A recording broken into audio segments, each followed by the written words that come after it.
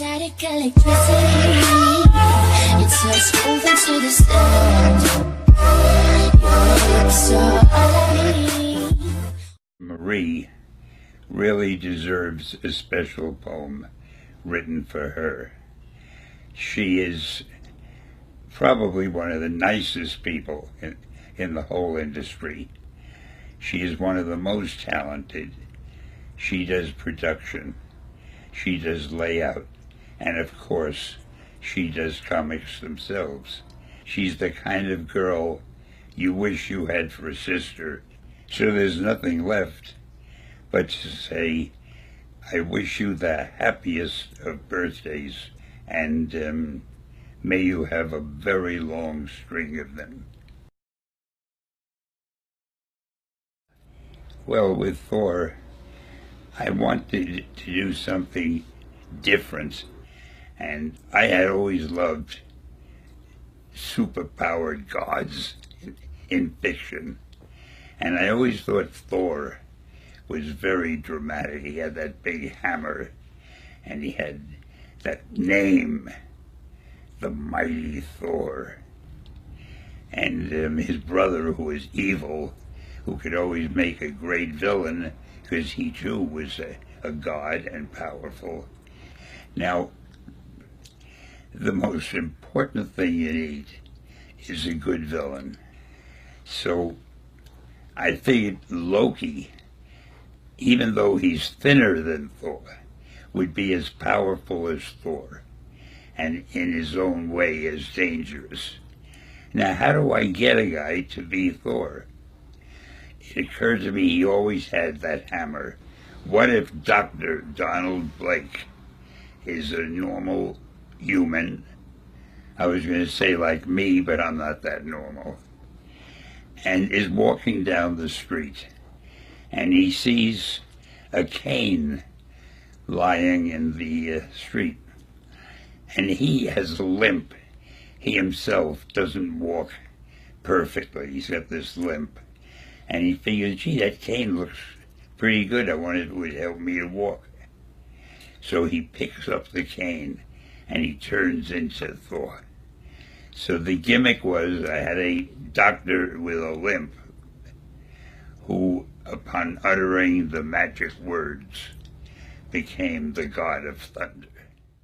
17, and I was looking for work, and I realized I could get a job as a movie usher. It was almost like being a West Point cadet. The manager checked your costume every morning. There better not be a wrinkle in it. You had to stand at attention when you were waiting to bring someone down the aisle, all that sort of thing. So I was at my post, standing at attention. Suddenly a car pulled up. Some men rushed out and looked all around to make sure there was nothing dangerous.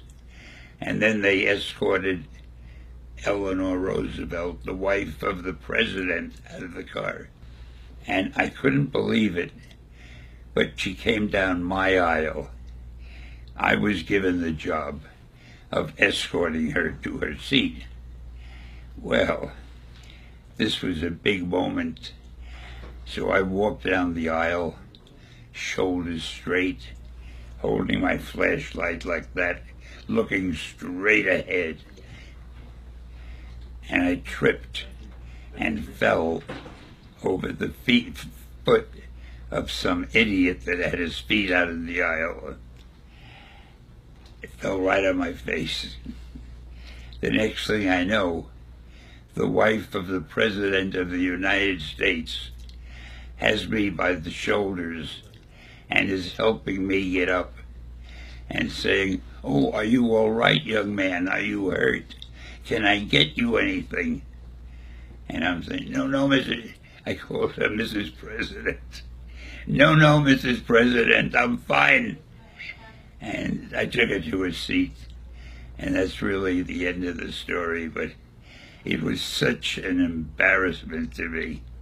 I wanted to look so proper and military, and I fall on my face.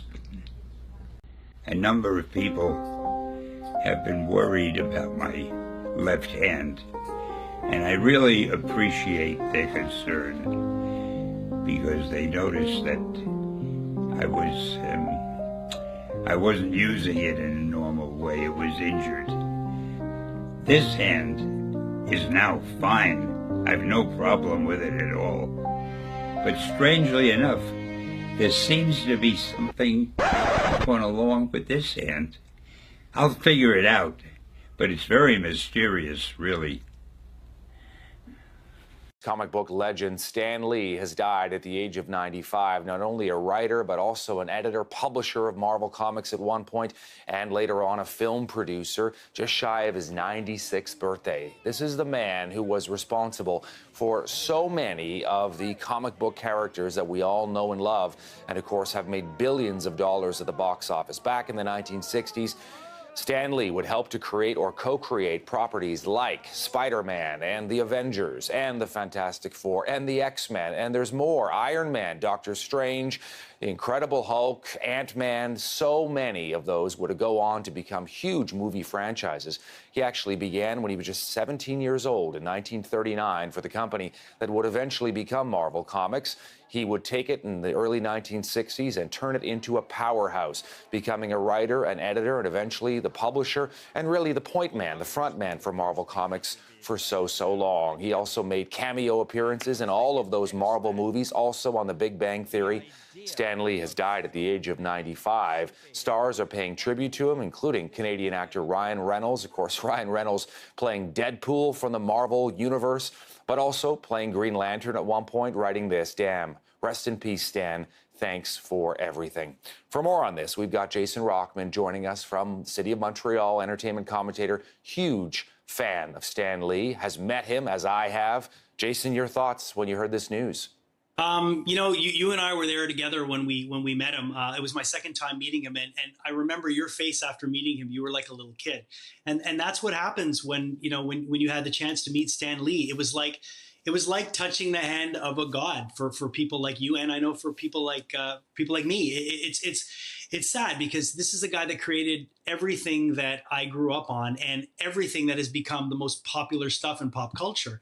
He co-created a lot of these characters with Jack Kirby. He's a true originator and broke down a lot of boundaries for a lot of people. So his passing is monumental today. When we talked about all of the different properties, the characters that he was responsible for creating, I mean, it is astonishing to think that this guy, along with, Jack Kirby and Steve Ditko and some of these classic artists, could come up with so many of these superhero characters. I mean, here he is, with the Spider-Man pose there. It's quite remarkable that it would all come from just a core group of people led to a large extent by Stan Lee. It was Stan obviously had a very interesting childhood. He came from European immigrants. He was living in New York, and I think a lot of his own stuff that he was dealing with in his life was reflected in these characters that he created. The idea of Peter Parker being the struggling student who had all these ups and downs, but had these superpowers, but had to balance all this power that he had with being a good nephew to his aunt and still trying to be a good person and still getting bullied at school. And it was just everything that any normal person could relate to. And I think a lot of these character traits that the heroes had that Stan created reflected on how he was feeling it in his own life. You raise a great point. Was the son of Jewish immigrants, Stan Lieber, his original name that he shortened to Stan Lee. The idea of, and Marvel has always been great at this, Jason, of the outsider, as something that Stan Lee himself faced, and the idea that these characters that he would create, they weren't perfect people. They were humans. They went through all sorts of adversity, and they had their own demons and their own foibles, and that is what made Marvel Comics so interesting, whereas, some of the other comics at the time didn't do that. These were sort of iconic characters, but Marvel characters were humans, first and foremost. Well, yeah, and you look at the DC universe. They were a little bit more grandiose. They were there's a bit more of a distance between the person, the reader, and the hero. But Marvel, you could relate to these characters. I mean, you look at the X-Men, and I mean that's another great cast of characters that Lee created.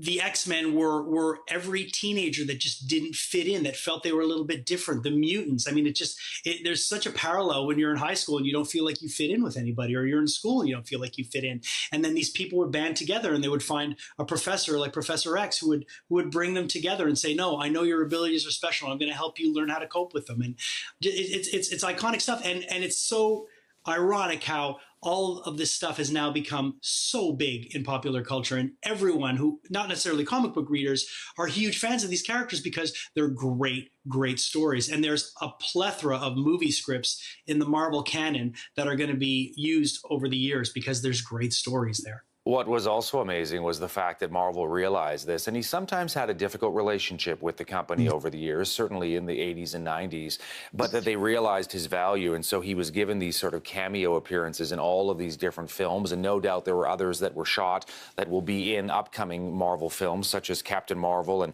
Avengers Infinity War 4. I'm curious as well, you know this and I know this, he was always a class act. I mean, even meeting this guy, despite his stature in this industry, he was very humble, and he would still, be signing comic books, and he was still very passionate about it, even, well into his 90s. Pretty remarkable. I brought my picture I have of Stan and I that I got taken together, and there's his autograph. And I remember I took the picture, and then the next day I went to get it autographed, and I said, I even have some characters that you created tattooed on my arm. And he looked at me and goes, why would you want to go do that? That's so dumb. But he just had a certain type of energy and this youthfulness about him that was infectious and contagious. And you would see him walking through these convention floors to get to his signings, and there'd be these huge signings, and he's not getting wheeled there. We'd be walking there with a couple of security guards next to him, and this is well into his 90s. I got to meet him again the year before last with my son. I brought him to San Diego Comic-Con. It was one of his last appearances at San Diego, and I paid for the meet and greet for my son, and at the time he was 13, and he tells me it's one of the greatest moments of his life because meeting Stan was just so monumental to him. He had that effect on people. Jason, appreciate it. We'll always have the characters, of course, and the man and all he did for the industry. Thank you for your time. Absolutely. And Excelsior. Excelsior, yeah, of course, Stan Lee's famous slogan.